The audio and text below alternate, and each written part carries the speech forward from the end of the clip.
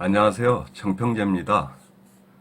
오늘은 이미 약속드린 대로 2022년 이민년 대통령 선거 이후에 우리나라 국군 등 국내의 기운의 주요 흐름을 한번 전체적으로 살펴보는 시간을 갖도록 하겠습니다.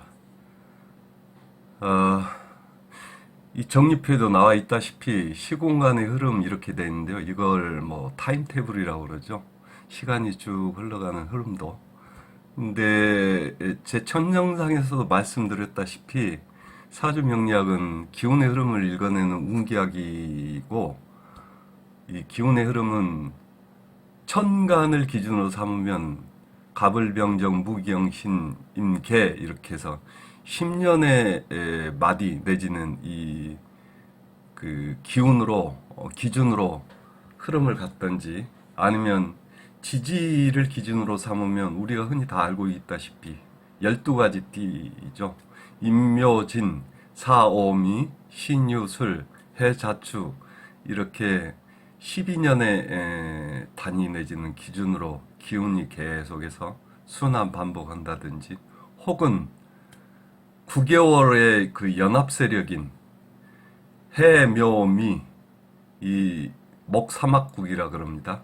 그 다음에 인오술, 화사막국, 사유축, 금사막국, 혹은 신자진 해서 수사막국. 이거는 9개월 단위 내지는 9년 단위.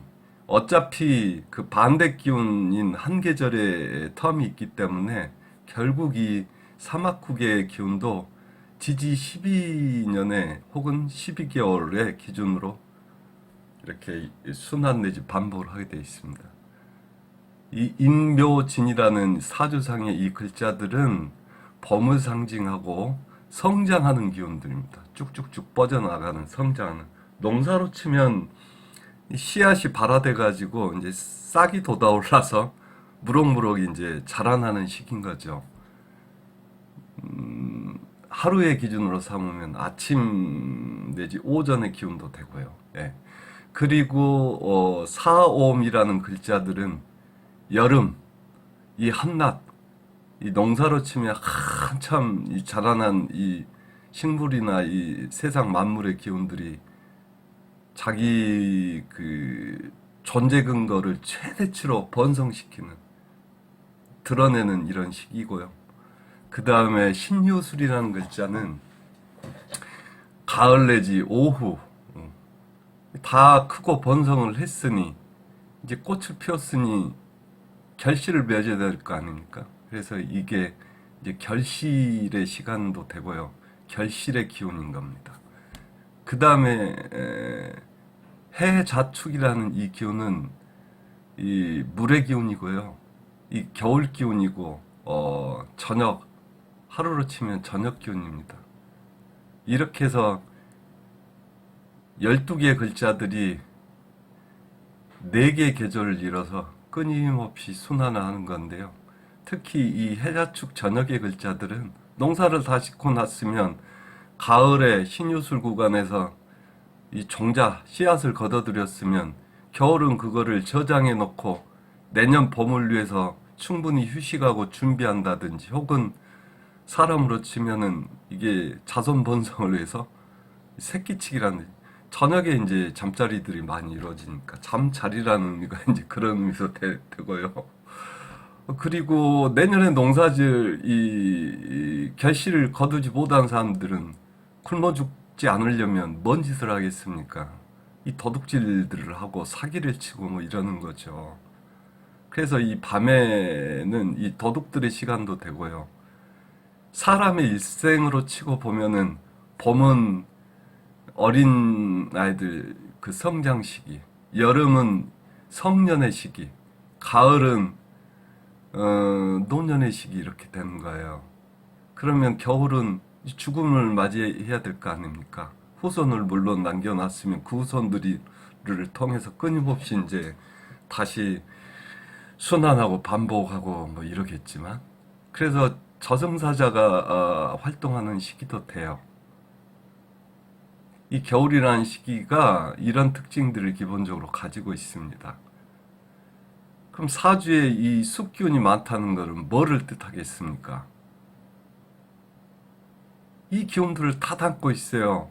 은밀히 몰래 뭔가를 꾸민다든지 혹은 사기를 친다든지 도둑질을 한다든지 혹은 이거를 잡아내는 경찰이 된다든지 검찰이 된다든지 혹은 죽음이 임박한 혹은 죽을 짓을 하는 이런 구간들이 되는 거예요.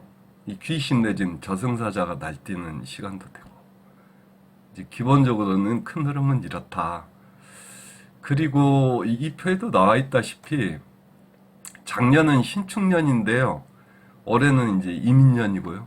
작년하고 올해가 이걸 간지라 그러는데 굉장히 독특한 한 해예요. 간지의 흐름상으로. 왜 그러냐? 작년 신축년 같은 경우는요. 작년 이제 사주명리 쪽에서는 태양태엄력이라 그래서 정확하게는 이제 만세력 흐름으로 치는데 이 만세력이 태양력과 태엄력을 절충한 그 역법이에요. 그래서 우리가 흔히 알고 있는 음력은 그 절기상으로는 입춘일 기준으로 해서 이제 해가 바뀌는 거고 요 음력 1월은 신축년 음력 1월은 경인월이었어요. 보면은 인이죠.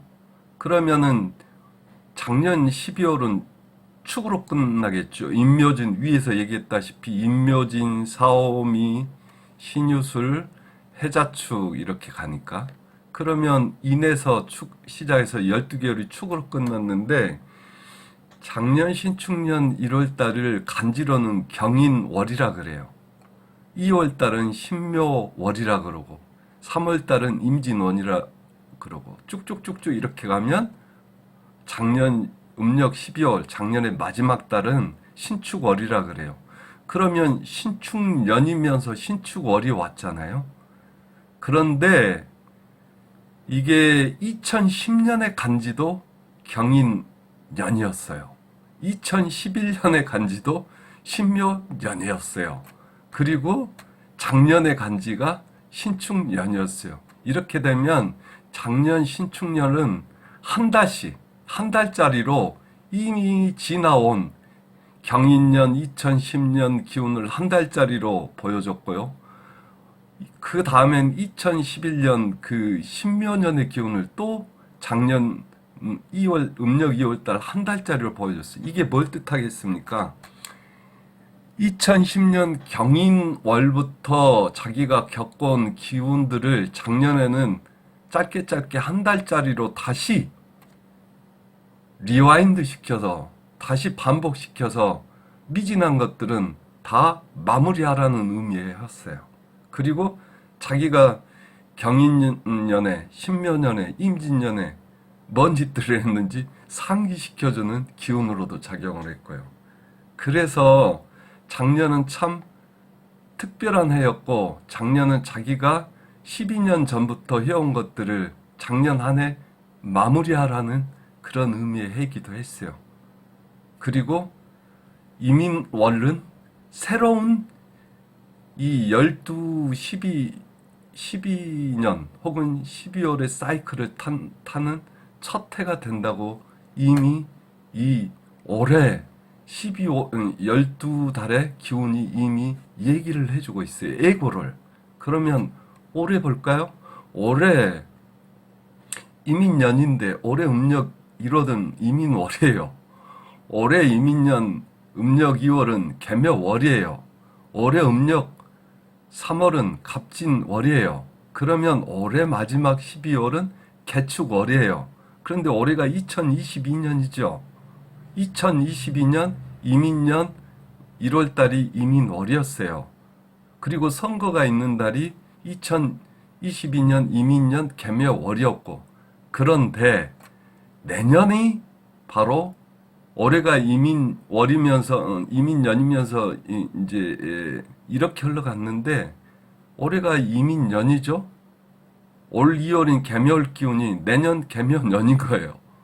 올 음력 3월 갑진월 기운이 내후년 갑진년인 거예요. 이게 뭘 의미하고 있겠습니까? 올해 이 세상을 살아가는 모든 사람들은 1년짜리 1월 한 달짜리 기운으로 앞으로 닥칠 12년의 기운들을 이미 맛보기로 예고하는 해가 되는 거예요. 자, 앞으로 12년 동안 이런 기운들이 12년간 흘러갈 테니 올해 이민년은 한 달짜리로 미리 맛보기를 해봐라는 의미인 거예요. 그리고 아까 얘기했지만 이게 봄, 여름, 가을, 겨울 사이클 중에서 이월은 모든 게 새로 시작하는 우주 만물의 기운이 새로 시작하는 해 기운을 담고 있는 거예요. 이게 작년 신축년은 이게 이 12년 사이클이 마무리하는 기운을 담고 있는 거고. 이제 이해하시겠죠? 그러면 작년은 이 전 버전인 12년간의 이 사이클을 작년은 마무리하라는 의미로 1년간으로 미리 빨리 돌리기로 한 번씩 다시 보여주고 이게 마무리를 못했던 것들을 그 달에 마무리하라고 이렇게 1년짜리로 들어왔던 거예요. 그리고 올해는 앞으로 새로 시작될 12년의 기운들을 한 달짜리로 속성으로 미리 맛보기를 시작하는 거고. 모든 육식갑자 간지 흐름이 이렇게 예정돼 있냐? 그건 절대 아니고요. 작년하고 올해가 그만큼 특별한 해였다는 거예요. 그러면 이제 한 가지 보면 알 수 있는 거죠. 여기서.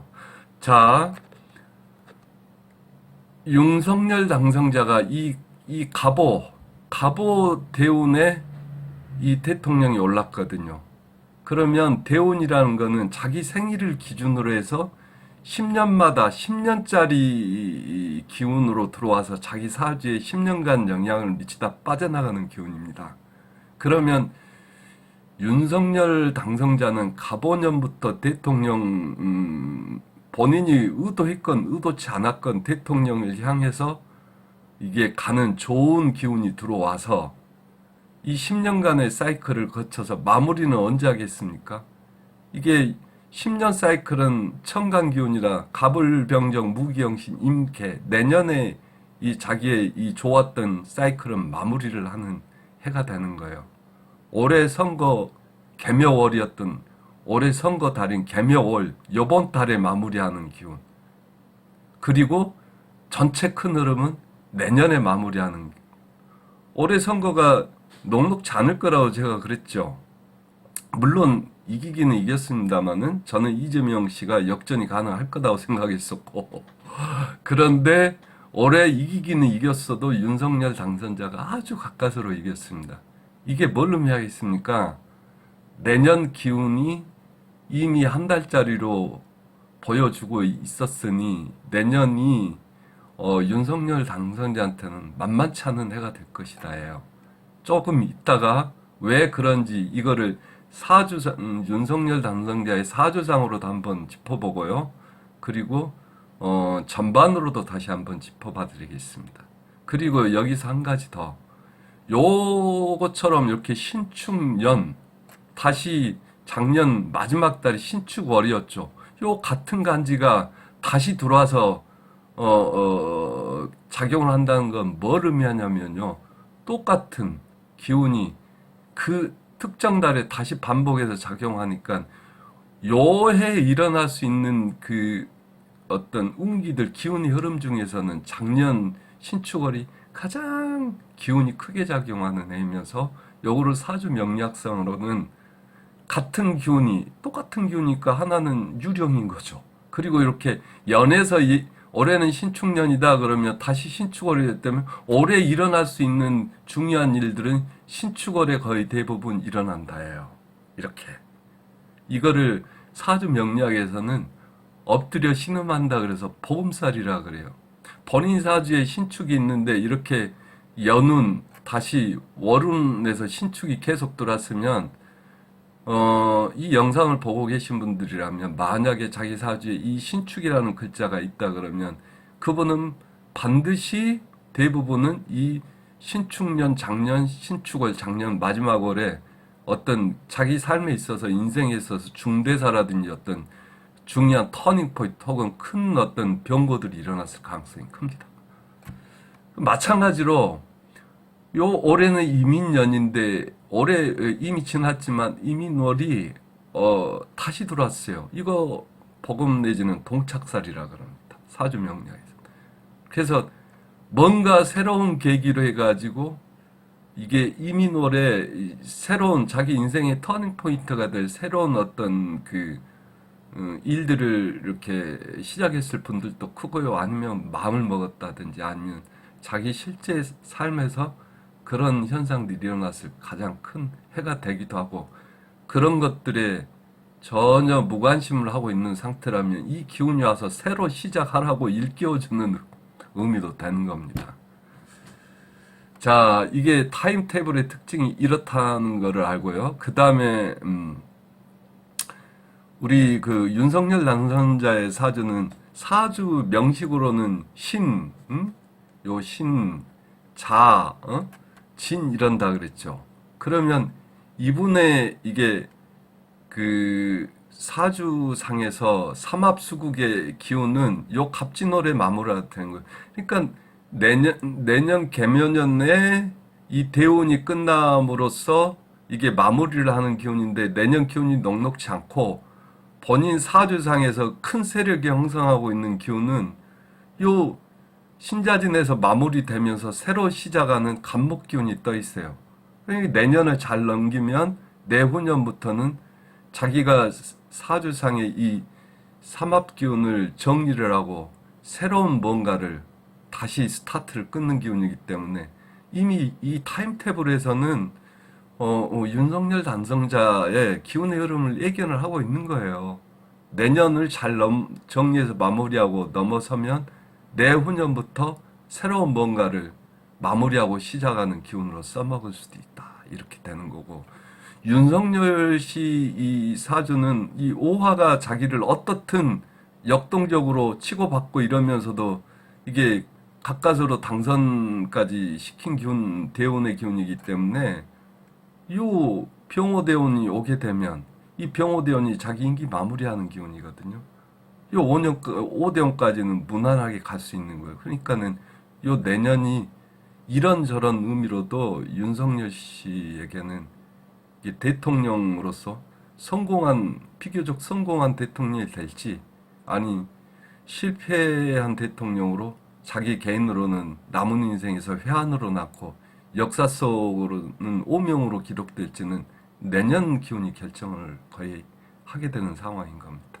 왜 그런지에 대해서는 이게 영상이 너무 길어지기 때문에 다시 끊고 그 근거들에 대해서는 사주 명리학적인 분석은 다음 영상에서 해드리겠습니다.